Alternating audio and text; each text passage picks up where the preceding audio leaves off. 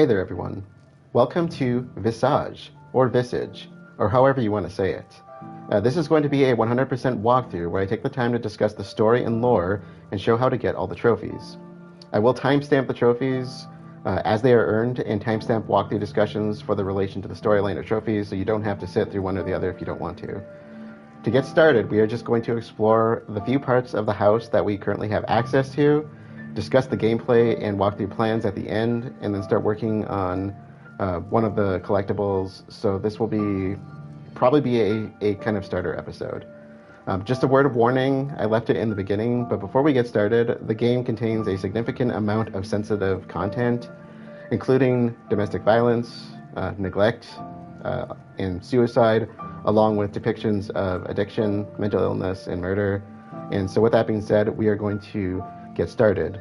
One thing I wanted to point out here before we jump into the actual game is under general settings, the stress HUD that you can see, there's one for a brain and for a red cloud. I have those deactivated, so you may see those on the game if you're using this for a walkthrough. If those max out, you will get killed. So you're just going to die.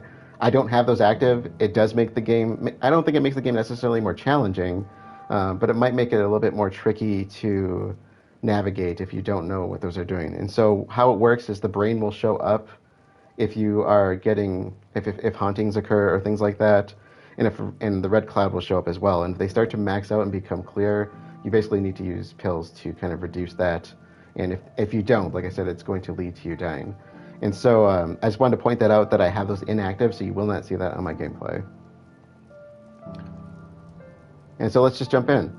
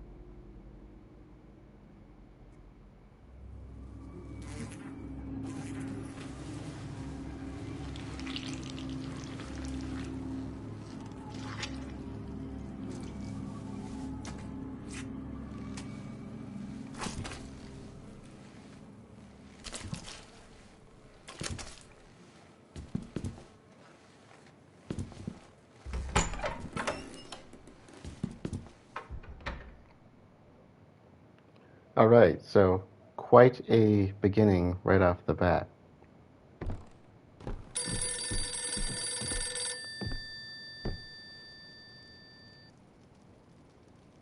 Hello, Dwayne.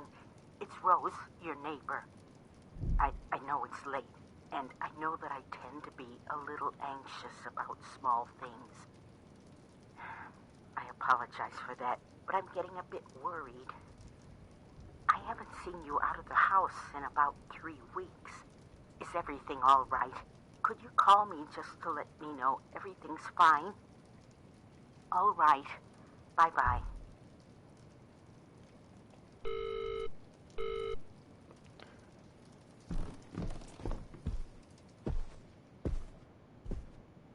So, as I pointed out, we're mostly going to be doing a little bit of starter exploration.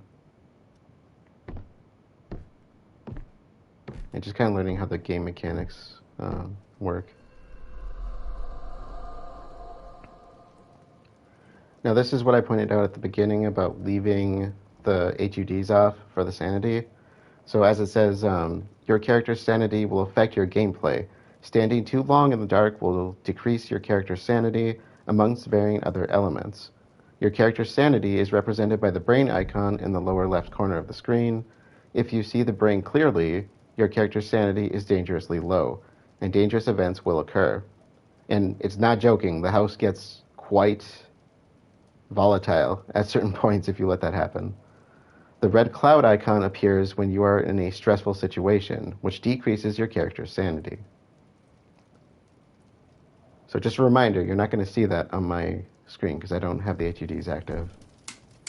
That's a note to turn on the lights, essentially, as much as we can.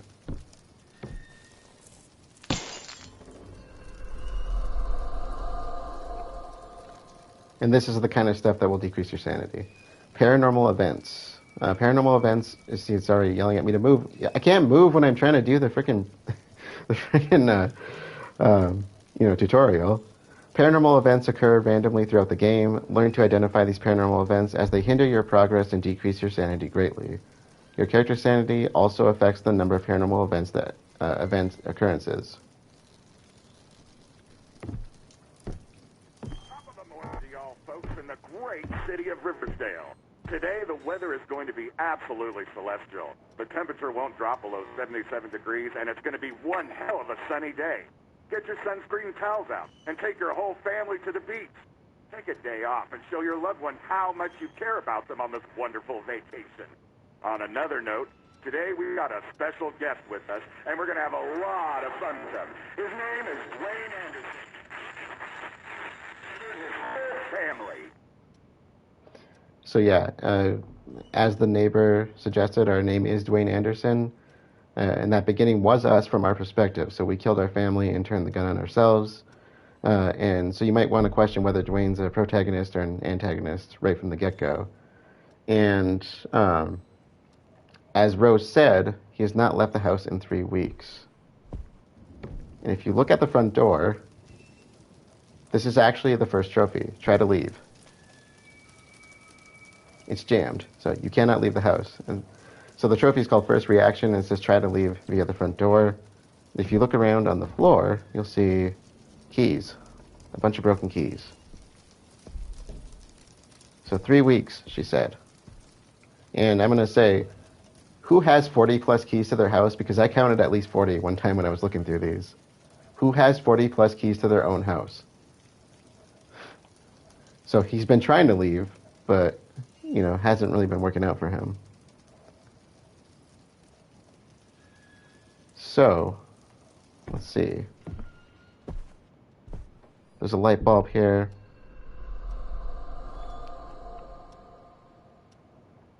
Light bulbs can be used to repair broken lights or lamps. And so this is one of 4 of what we call dynamic items. There are, a total of 4 in the game, and we're going to try to look through and see if we can find all of them here. Just to kind of get us started, because we kind of need to know how these work in order to actually play the game. And so the light bulbs are pretty simple. If a light burns out, you want to make sure you can replace it. And that's going to actually be our second trophy, because we had one just burn out here. Okay. it might take a little bit to get down the controls. As you can see, I actually just walked away not realizing I did that. Controls can be a little bit confusing the first time. Once you get used to them, though, they're not too bad.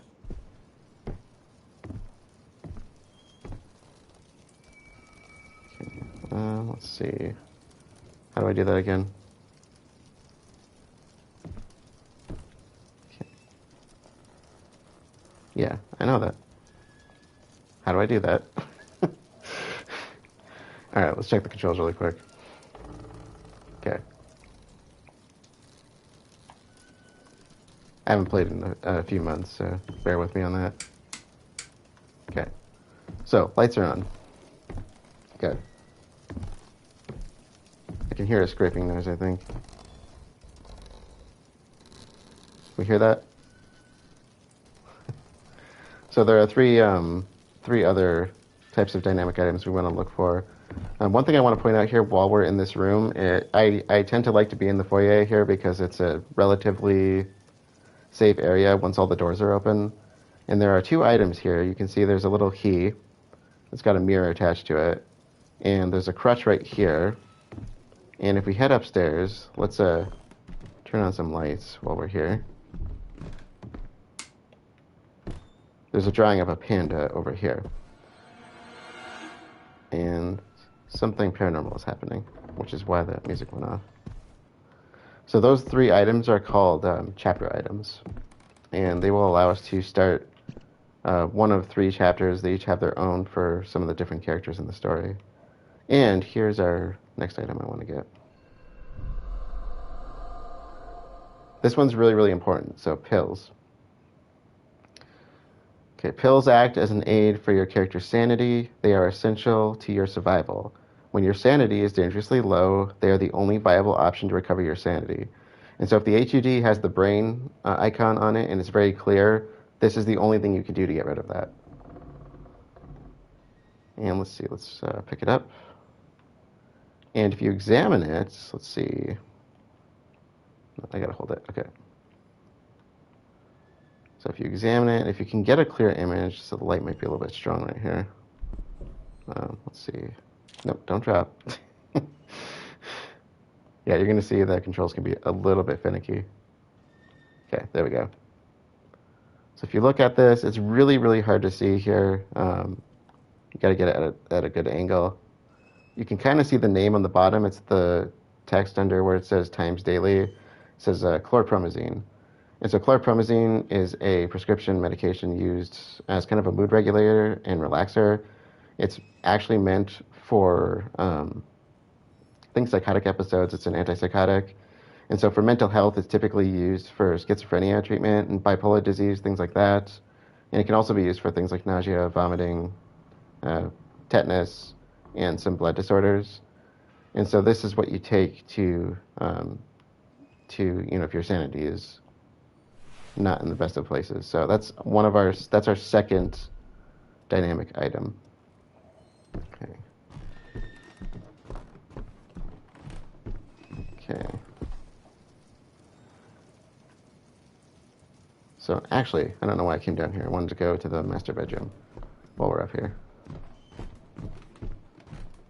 So one of the important things here, of course, is going to be to learn the layout of the house. But we're not going to have access to too much of it early on, so we will explore more later. Oh, come on. Yeah, paranormal event. Door shut on me. Okay. I'm going to collect the candles because the candles have a bad habit of disappearing on you and never showing up again. So candles are stationary lights that can be lit with a lighter. Moving around with the candle will cause it to extinguish. They last a long time and act as a light source that help increase your character's sanity. So basically, if the lights go off, candles are your next best bet. And one thing that I tend to try to do is keep the candles lit in places where the lights are unreliable. And over here is one of our first collectibles. So you should get a trophy for picking that up. It's a Matryoshka doll, also known as a stacking doll or a Russian doll because I think they originated in Russia. So they're wooden dolls that kind of decrease in size from a big one to very small ones. And they're they usually have some kind of theme or design that goes with them. One thing I did notice about the ones in this story is that some of them are missing eyes, which is kind of unsettling. And this is the last of our dynamic items. So we have the light bulb that we picked up first, the pills, the candle, and now the lighters. So lighters are used as a minor source of light to explore the house, and they last a limited amount of time. They will not prevent stress buildup. Standing in the dark with a lighter will decrease your character's sanity. They can also light candles. And so these are kind of like your saving grace most of the time. I'm going to keep this one out, actually.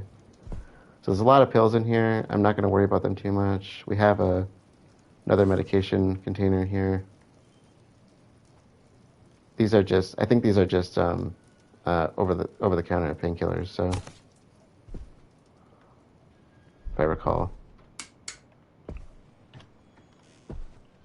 Now I said the panda drawing is a chapter item, and so this room here is inaccessible because it's on both sides.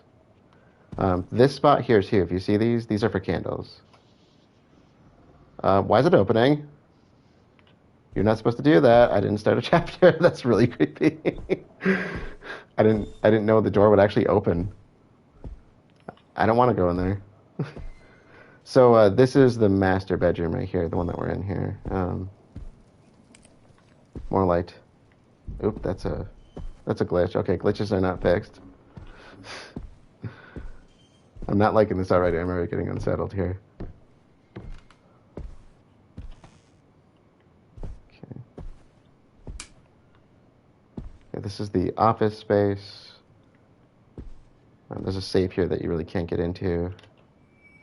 It's locked. Nothing indicates which key unlocks it. There are some items we could get here right now, but I'm going to save them for later. We don't really need them.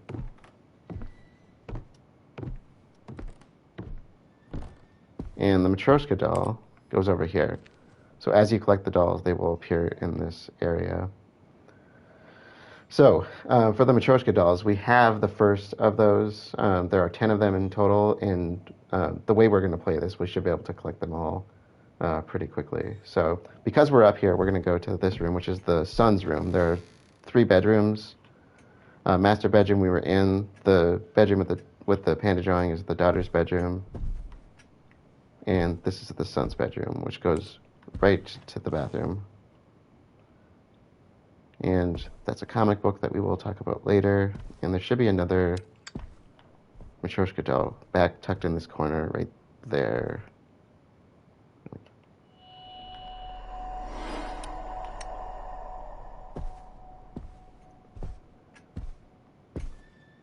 There's also an attic spot, but we don't have access to that yet. Okay. So that was the son's bedroom, or the boy's bedroom, as I sometimes call it. That's our second Matryoshka doll. We're going to go and get one more because it's in a room that we want to familiarize ourselves with a little bit. I can still hear scratching in the mirror room. I don't like that. Most of the doors in the house are closed right now. We can't really go to them, so...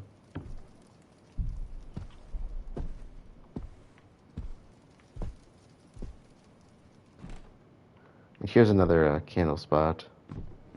That area is usually pretty well lit, though.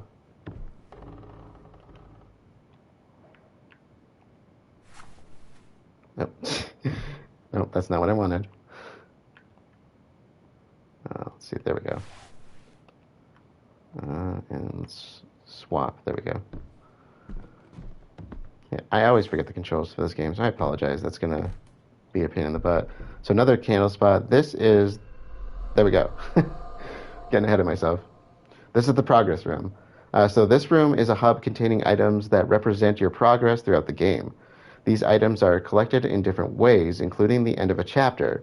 Once collected, these items will automatically appear in the progress room. And so I like to check these out along the way because this is kind of the stage set for this. You can also see there's kind of a theme here that the family was probably Catholic based on the imagery.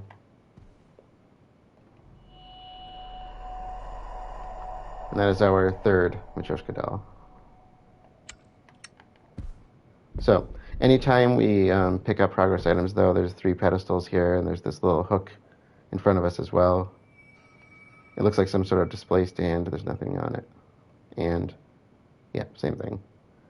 So kind of implies 4 chapters. There are not really 4 technically, because one of them's really not just like 1 chapter.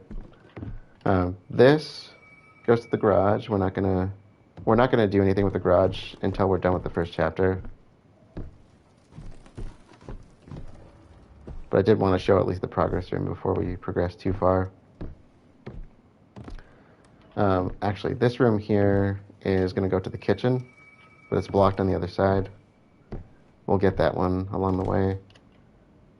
So it's locked. You need the key with a small mirror attached to it, and that's one of the chapter items. Down here goes to, I think that's the garage again. So there's a note on the door about where the key is, but we don't really have access to it. So this also goes to the mirror room, I call it. And you can hear the scraping in there. That's really freaking creepy. Okay. So that is a good starting for this, and there's a paranormal event. The radio is really pushes on you. Now, there's an item here. This is actually a collectible, but it's a collectible that has to be collected in a certain order, and tells us a specific story. And so I want to save that for the very end of the walkthrough. So, like, way down the road, probably episode 11, I think, is what I have it set for. So I have this set out of 12 episodes right now. And so this is actually where I tend to like to save the game on one of my main locations, because, like I said, once the doors are open, it's a pretty safe area. Now, straight ahead from me, you can see a door that goes to the basement, so we need to start the first chapter to get there. And the door to my left is the TV room, or living room as I tend to call it. That's locked until you start the first chapter as well. And so, and you don't need to do the chapters in any particular order, but I'll talk about how I'm planning to do them for this walkthrough, just for the sake of that. But you can do them in any order. You don't need to follow in any particular fashion. So, let's do a first save here.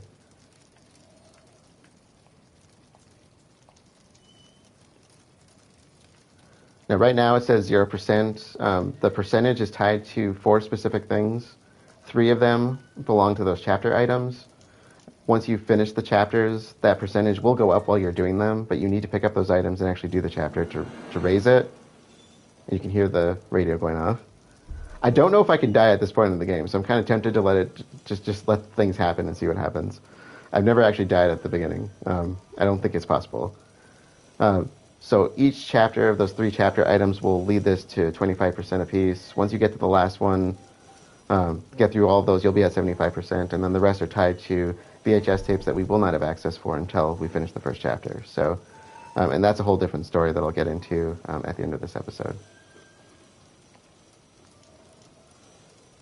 So, that is actually where I want to close things out for the gameplay. However, there are a couple of things that I wanted to do from the main screen. So I'm going to jump there, and we'll kind of continue things from the main screen. And you can actually hear the house kind of creaking right now.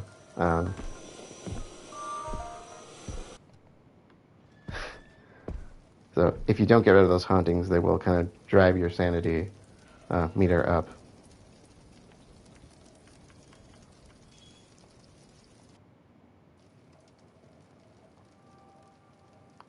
Okay, so there is one trophy that we can get outside of the regular gameplay. It requires us to go to the Hall of Fame, which you can see here on the main screen. So we're going to jump into that and just get this out of the way. It's very easy to get.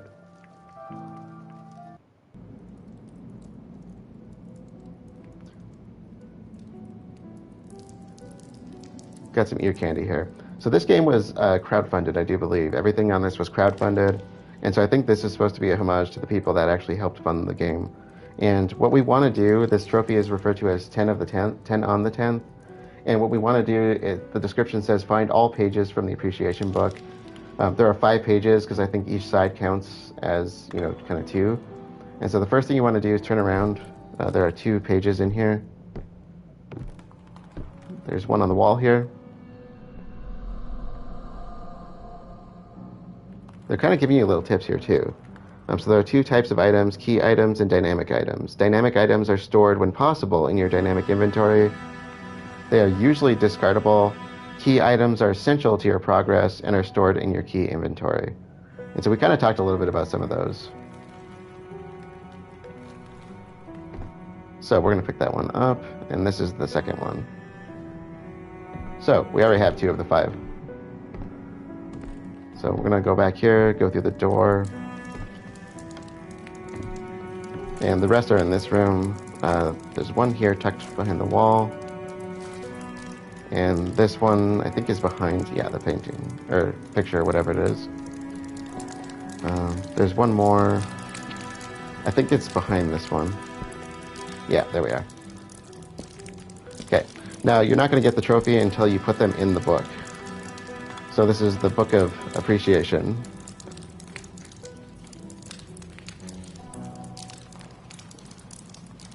And the trophy should pop there. And if you want to flip this open...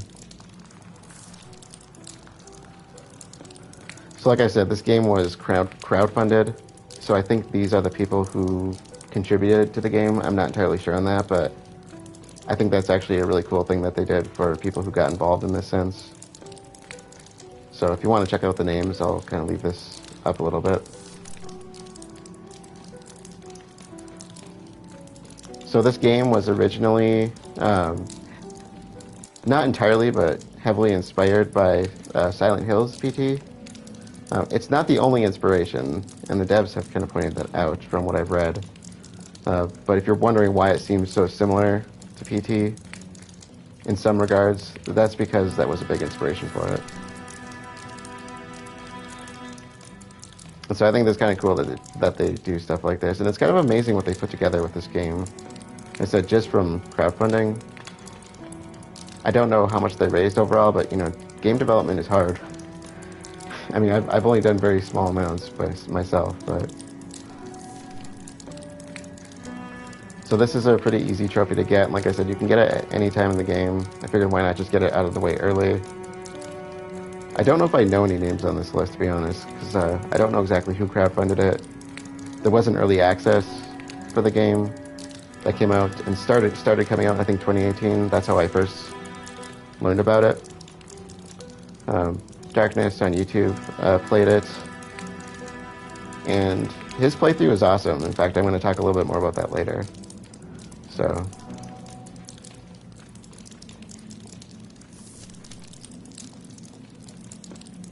and this is the last page. And thank you. So, like I said, I think that's an indicator that this is the crowdfunding crew that contributed to this. The photos on the walls, I'm actually not sure if those are the developers or not. That'd be kind of cool if it was, though. But there you go. That's your appreciation book, and that's your 10 of the 10th trophy. As soon as you put the pages in completely, trophy should pop, so...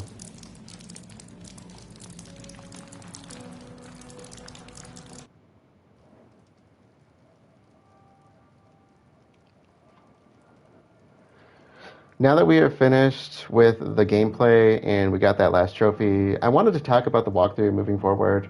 I'm going to have a walkthrough discussion at the end of the episodes as necessary, including one for storyline and another for trophy completion. As noted in the introduction, there will be timestamps for the trophy progression, along with timestamps for walkthrough discussions relating to the storyline and trophy completion. That way you can kind of skip, if you just want to see the trophy completion, you don't need to listen to the walkthrough on the story.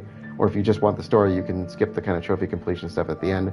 Unfortunately, that's going to be integrated into it, so you can't skip it completely, but I will try to bring up stuff story-related while I'm playing rather than just trophy stuff, so it'll be a bit of a mix of both. There are 6 stories in Visage or Visage that are explored through 3 chapters, as I mentioned with the chapter items, a collection of VHS tapes, there are 7 of those, and those count towards 2 trophies, and a comic book that counts towards a separate trophy. The chapters can be completed in any order. However, we are going to start with Lucy's chapter in the next episode because it is the first story to occur chronologically. And it was the first story, or first chapter that was available on early access. And we'll kind of get to how I know the chronology at the end of the series. For those of you that are not familiar with my channel, my walkthroughs are typically a combination of storytelling or storyline and gameplay. So I don't just do trophy walkthroughs. I do storyline walkthroughs as well. This one's 100%, so I will be doing everything. So natural progression is kind of important to me, and Lucy's chapter is the one that will allow us to complete the Matryoshka Doll collection early on and give us access to most of the house. After completing Lucy's chapter, we will explore the house more thoroughly to familiarize ourselves with it, because it's really important that you know the chapter or the house layout for some of the chapters later on. So we're going to familiarize ourselves with the place, work on some miscellaneous things like collecting the VHS tapes that we have available at the time, and getting some other rando trophies, basically. Once we have access to the house and we've done all that, we will do the other two chapters, which are Dolores and Raken's chapters. So Dolores first, then Raken in that order. And we'll do those back to back to kind of learn their stories and complete the VHS tapes afterwards. I think it's important that you familiarize yourself with the house prior to Dolores' chapter because it's hard to navigate the house, and her chapter is filled with puzzles on top of that. But feel free to skip ahead if you prefer to do that once I kind of get around to finishing it. One thing about trophies is that there are a lot of random trophies in Dolores' chapter, so some people actually would recommend doing her first just to get those trophies out of the way early. But again, I'm going in chronological order, and you get access to most of the house through this anyway. The VHS tapes are going to be a bit different than the chapters because they focus more specifically on the story of our player character, Dwayne Anderson, and they tell the story in fragments rather than complete chapters, which is why I don't really consider it to be its own chapter. So the other characters, Lucy, Dolores, and Raken, their chapters are very story-heavy and very specific to them, so they're a little bit different than that. The VHS tapes also suggest at a fifth character, and everything is eventually brought together by a sixth story that you will get through the comic book, which is called The Neighbors. That's in the son's bedroom, and I'm going to save that for the end because it really ties together things really well. Therefore, we will do the VHS tapes after the chapters and then complete the comic book before we tackle the actual endings to the game.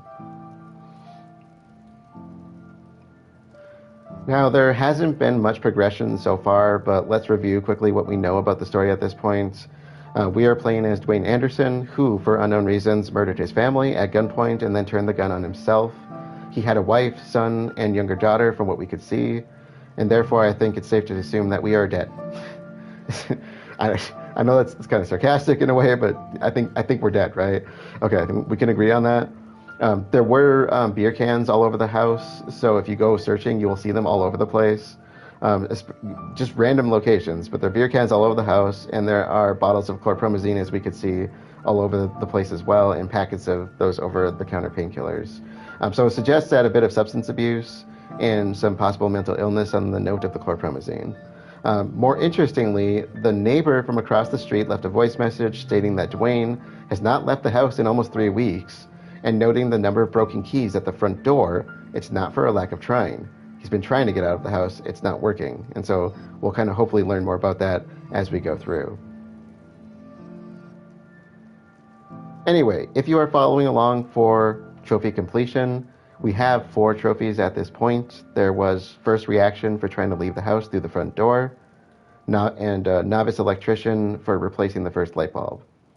There's also 10 on the 10th that we just did here at the Hall of Fame for collecting all those pages and putting them into the appreciation book. Additionally, there's also the Matryoshka Doll one for finding the first one of the set, and we have collected 3 of the 10 towards the Matryoshka Doll Master Trophy.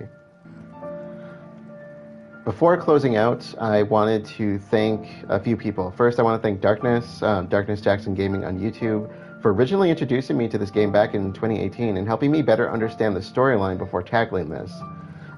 At this time, I don't think he's quite finished his videos, but he has completed the game, and he gave me a whole lot of really interesting points to bring up here that I want to kind of tackle later on in the story. And so I wanted to thank him for that, because if it weren't for him, I would not have figured out the story on my own, probably. I also wanted to thank 8 Bits of Velvet, so it's another YouTuber, for helping me remember where the collectibles were, because I don't know her personally, but I wanted to reference her channel because she put together a great walkthrough that is more focused on trophy hunting, and I will reference that in case anybody is interested in more trophy focused version of this, because like I said, I do focus on storyline as well.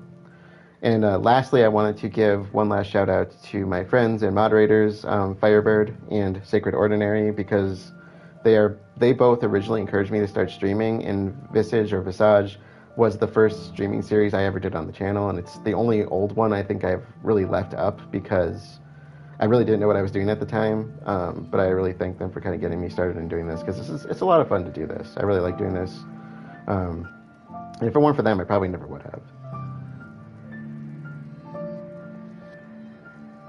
With that being said, I am really excited to be returning to Visage because it is among my favorite horror stories and still manages to get under my skin, even just the start here. There's a couple things that happen that I'm like, I can feel the creeps pulling up on me.